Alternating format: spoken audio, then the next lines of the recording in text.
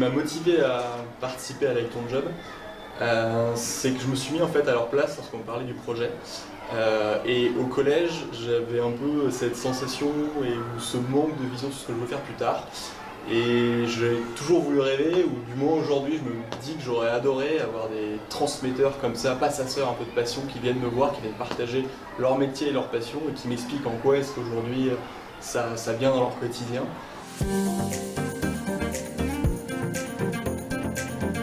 C'est extrêmement énergique, ça demande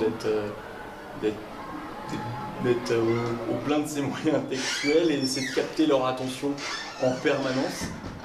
J'ai un métier comme aujourd'hui qui est beaucoup basé sur l'empathie, le dialogue, ou essayer de faire dialoguer les gens entre eux, mais jamais au point de devoir parler à ce point avec le cœur et pas avec le cerveau. Je m'attendais à avoir des esprits plus agités et des esprits au contraire plus enfermés, c'est ce que j'ai eu.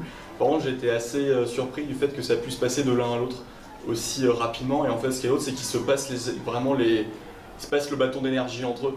En fait. Et certains qui vont être plus réveillés, plus réfléchis, on a l'impression qu'on va peut-être moins s'appuyer sur eux pour justement faire ressortir des questions ou des problèmes. Et en fait, lorsqu'on leur donne la parole sans qu'ils la demandent, ils vont justement proposer quelque chose de beaucoup plus pertinent que tout ce qui est discuté depuis 10 minutes.